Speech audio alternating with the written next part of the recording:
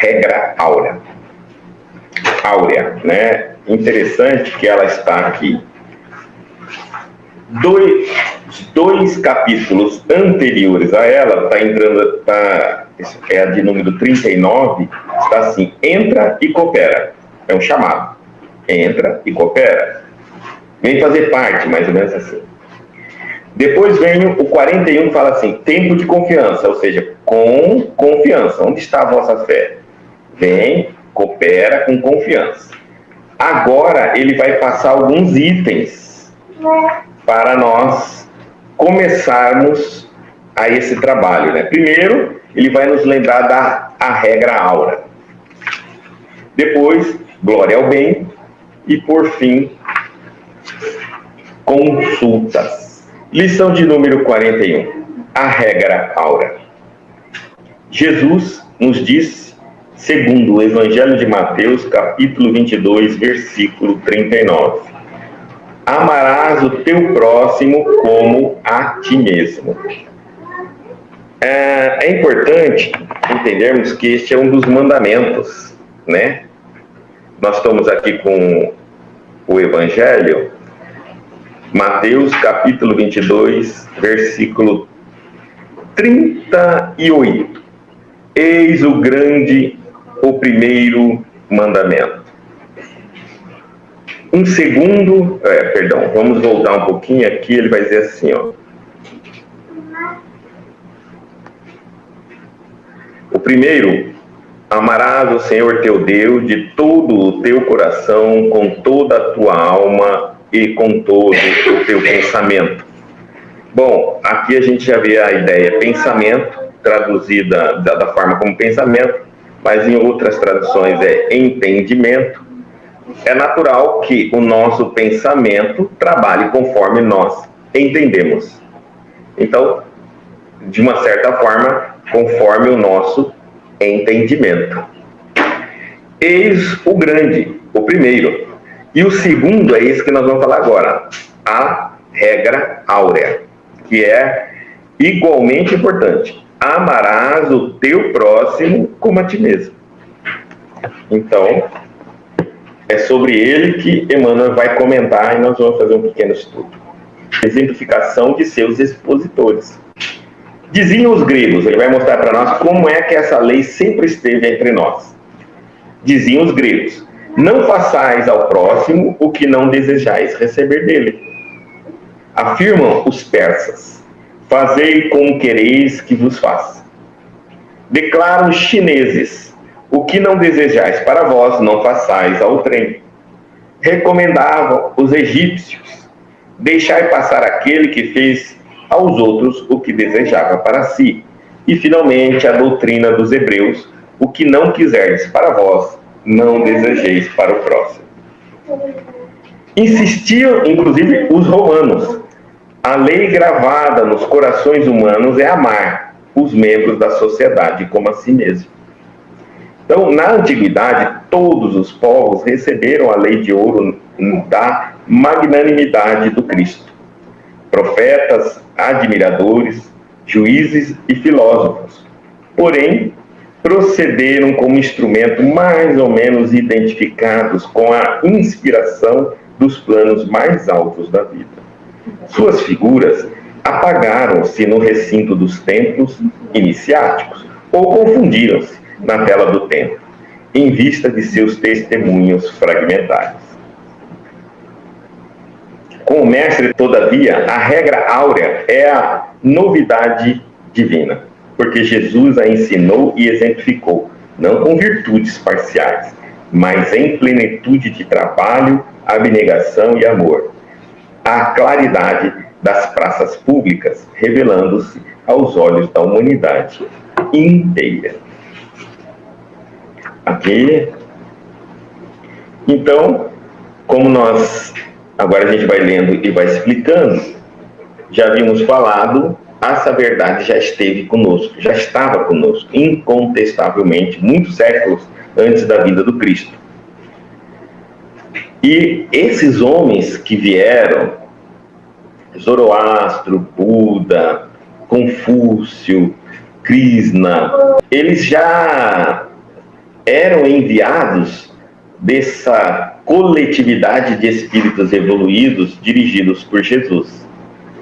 Cada um deles tinha que implantar ou divulgar a verdade no seu local, no seu continente, da maneira como aquele povo daquela época compreendia.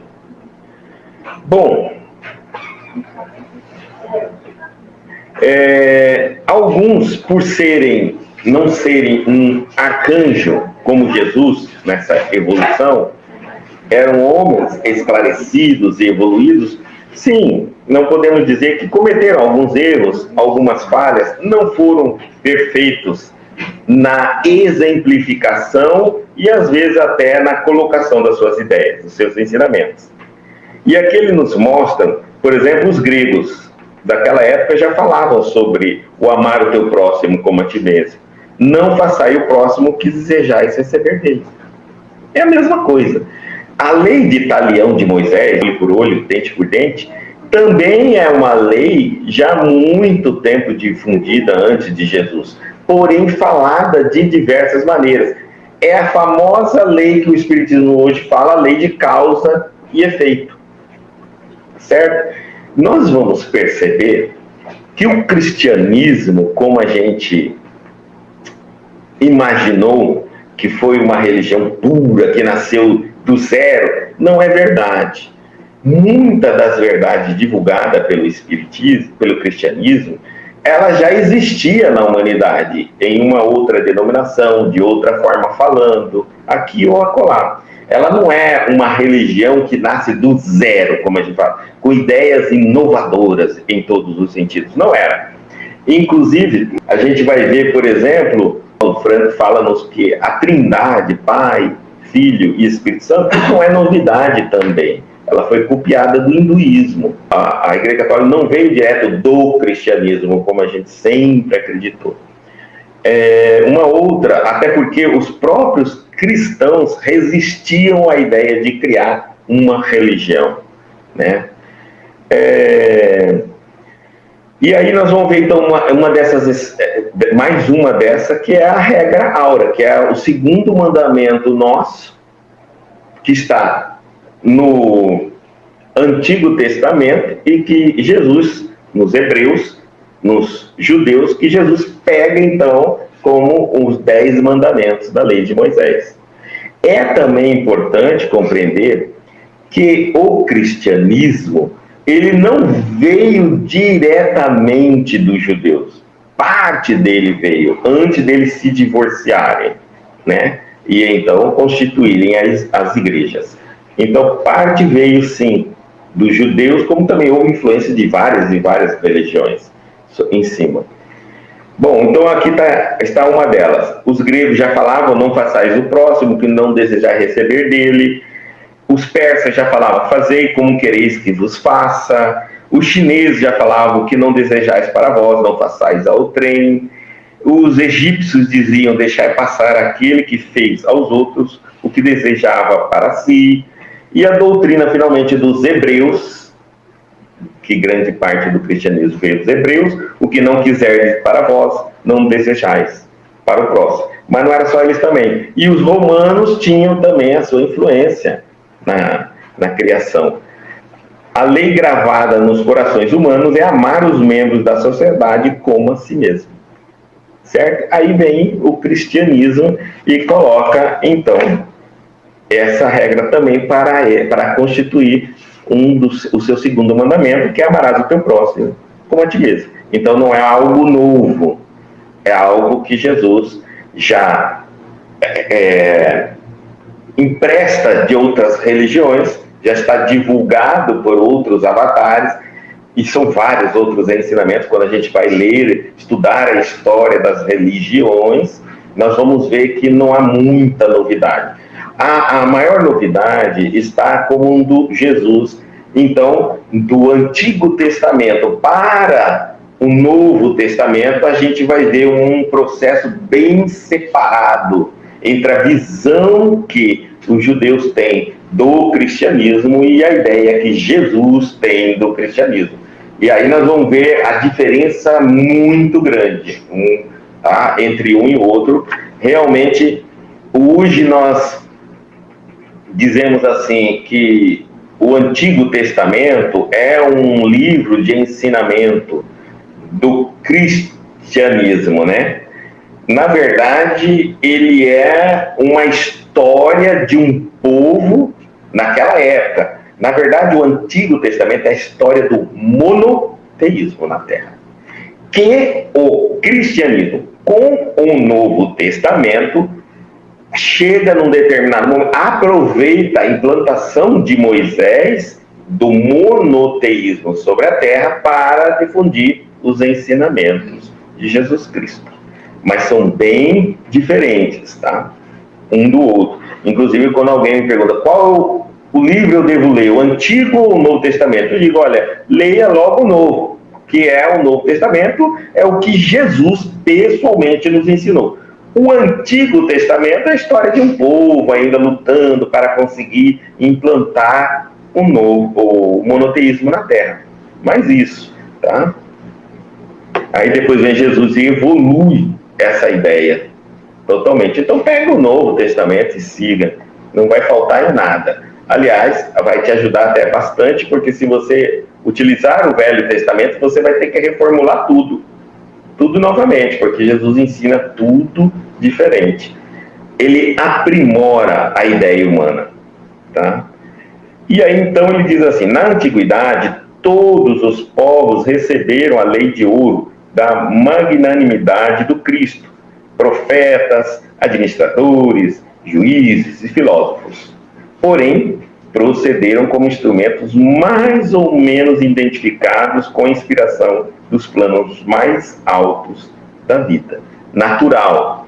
Quando estamos na forma humana, mesmo espíritos evoluídos, não é muito fácil de ficar fora da influência do mundo material. E dependendo daquilo que o espírito ainda não se aperfeiçoou, ele pode entrar em sintonia na transitoriedade dele do mundo físico com essas más tendências, serem influenciadas em outras direções. É natural. Muitos espíritos que vieram na Terra com missões bem explícitas do que fazer falharam. Nós temos notícia deles, né? Não conseguiram cumprir. Chegando na Terra, se impressionam, se maravilham, se contaminam e esquecem aquilo que vieram fazer. Isso é natural, tá? Suas figuras desses homens, desses avatares que vieram e entregaram essas verdades esparsas em diversas partes do nosso continente, suas figuras apagaram-se no recinto dos templos iniciáticos ou confundiram-se na tela do tempo em vista de seus testemunhos fragmentados.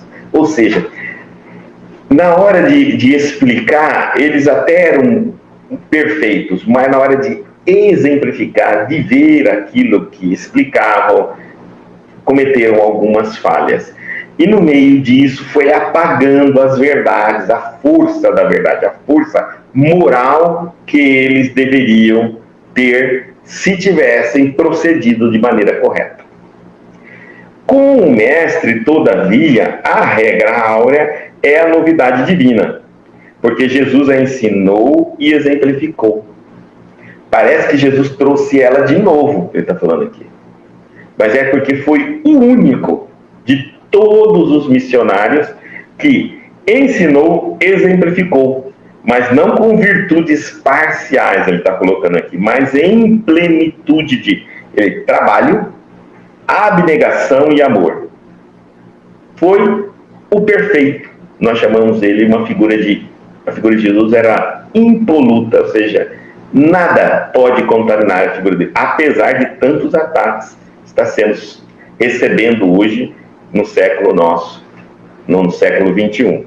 A claridade, ele está falando, e tudo isso a claridade das praças públicas, revelando-se aos olhos da humanidade inteira, para quem quisesse, publicamente.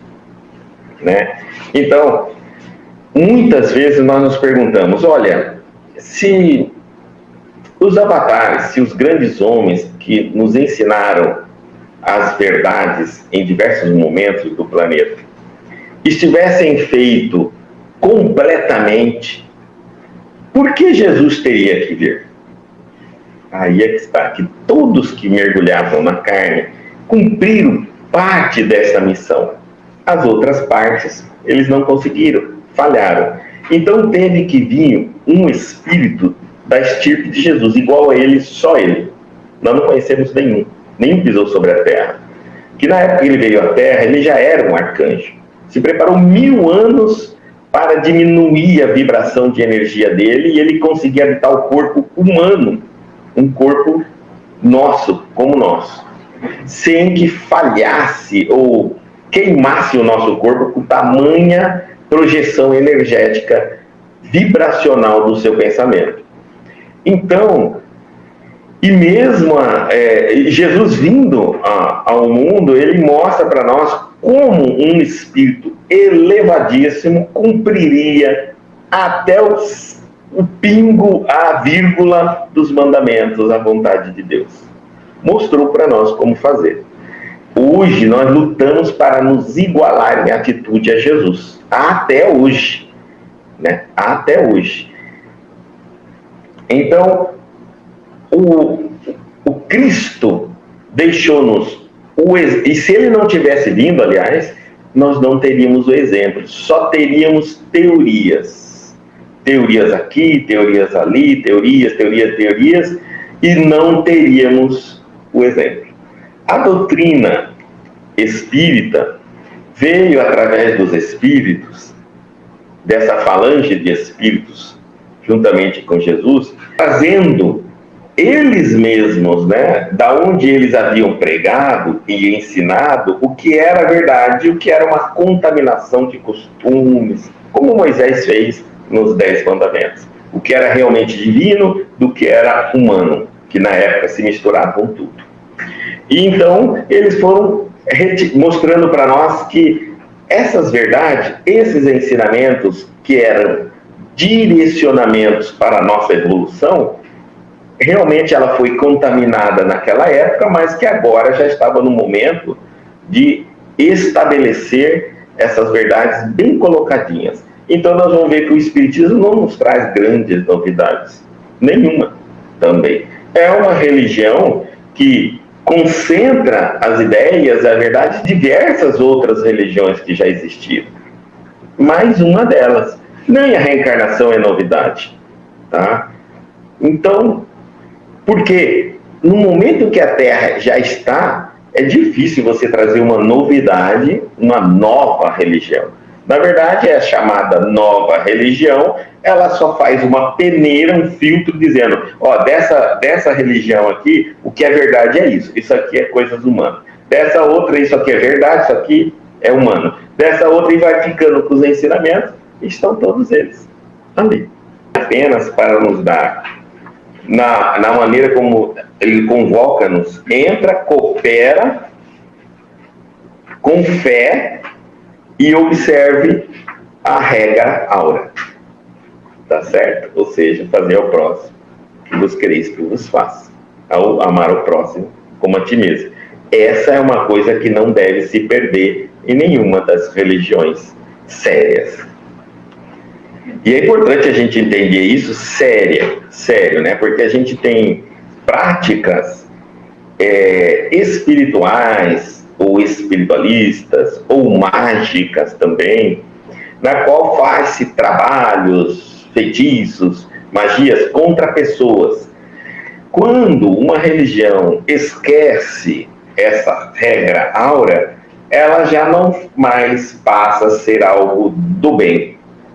Não é algo que nos proporciona evolução.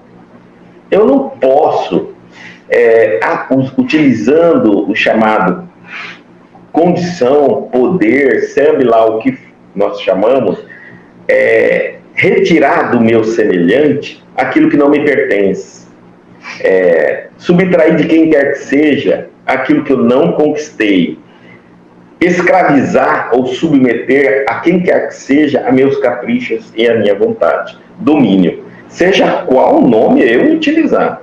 Se eu não estiver respeitando essa regra áurea, eu não estou fazendo algo de bom. Então, eu não posso ter aquele jeitinho brasileiro na religião. Não pode. E se eu estiver usufruindo dessa maneira na relação com Deus, com certeza não é com Deus que eu estou me relacionando, e sim com forças espirituais atrasadas, ainda que desconhecem a regra áurea. Tá certo?